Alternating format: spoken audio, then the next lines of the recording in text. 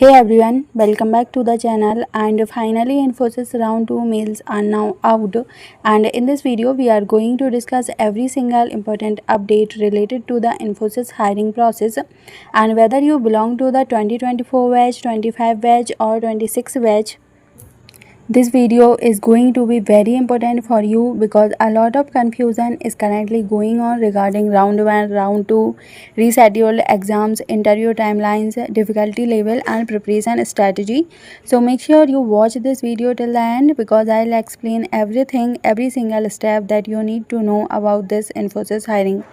Now, first of all, congratulations to all the candidates who have successfully cleared round 1 Infosys, and Infosys has officially started sending round 2 mails to shortlisted candidates. In the mail, Infosys clearly mentioned that the round 2 assessment will be conducted in physical or in-person mode at designated test centers across different cities in India. And the exam date mentioned for most candidates is 24th May along with the reporting time and venue details. And another important thing mentioned in the mails is that candidates shortlisted from this test may have their interview scheduled on 25th May itself.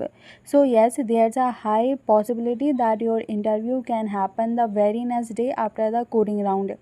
And now before moving ahead, let me clear one major confusion because many students are spreading different kinds of information without proper understanding. A lot of students were saying things like, no, this physical test will be completely different, pattern will change, questions will not be coding based. But honestly, that's not true. Let me explain properly how this entire process actually works. So on 24th May, you'll have to visit the assigned Infosys test center physically, and these are basically Infosys labs or partnered assessment centers where all candidates will appear for the exam. And once you reach there, your verification process will happen first. Your mail ID, proof and basic details will be checked properly, and after verification you will be assigned a PC system inside the lab, and along with that there will be lab coordinators present there to guide candidates throughout the process. And now here's something very important. Before the exam date, either on 23rd May or something directly on 24th May, you'll receive a test link on your email ID. When you sit on the assigned system at the center, you'll have to log in using your email account and open that test link. Now when you open the link, it will ask for some details including something called the test center code, and this test center code is extremely important because you will only get that code inside the lab itself, and the lab coordinators present there will provide you with the code, and only after entering that code will your assessment portal open successfully. So don't panic regarding the process because everything will be guided properly at the center.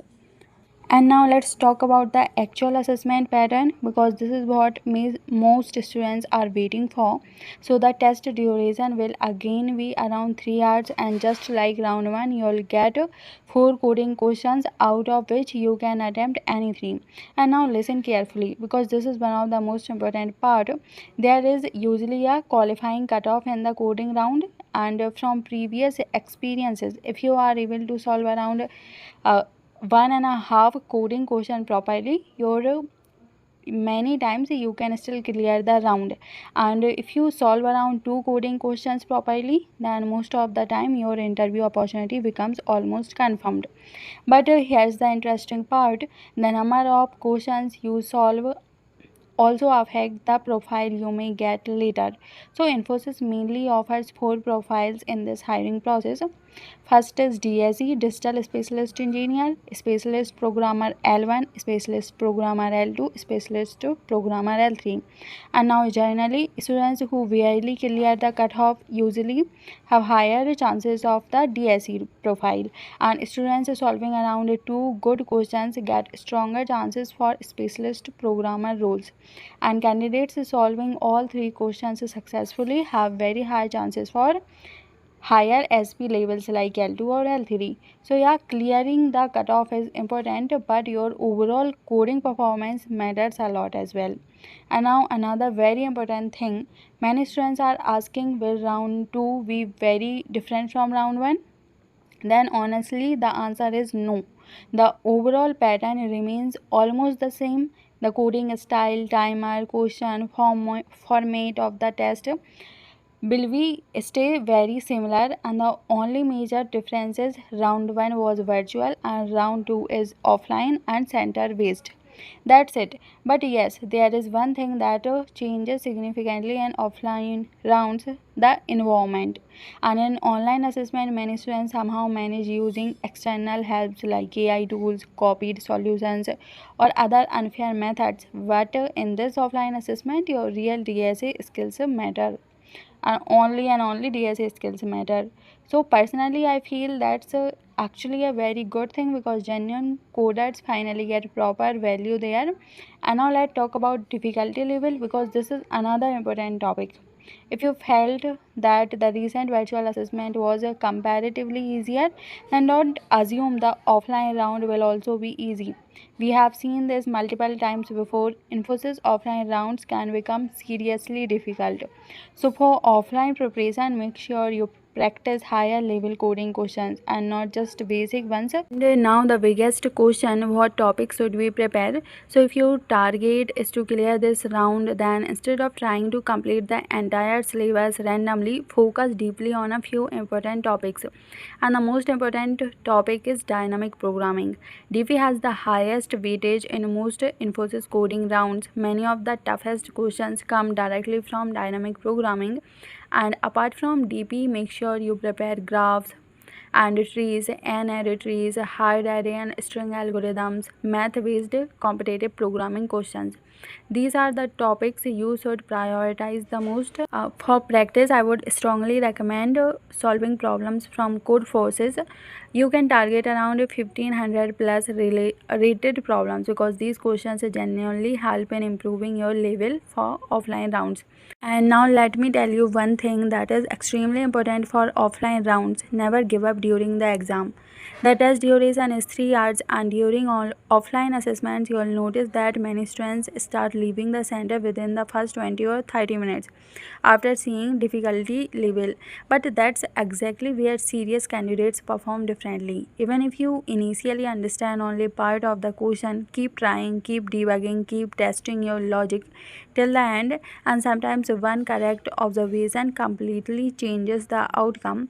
And if your DSA concepts are decent and you maintain a proper no give up attitude, then you can still perform really well even in difficult papers. And honestly, if you solve around one questions genuinely by yourself without external help, then this round 2 is definitely a very good opportunity for you, because offline assessments reward actually preparation. One important update for the candidates: 2026 batch candidates whose exam were originally on 17th May but later got rescheduled. So don't worry, you are still part of the same hiring process. Once you complete your rescheduled assessment on 24th May or your assigned date, there is a strong possibility that your further updates and next round results may come together with the other candidates, because Infosys generally process these rounds in batches. So keep checking your mails regularly over the next couple of weeks. And finally, for all the candidates preparing for the Infosys offline round, all the very best. Prepare seriously, revise your DSA properly, practice previous year questions, and most important, stay confident during the assessment. And I hope this video helped clear all your confusion, and all the very best. Thank you so much for watching. I'll see you in the next video.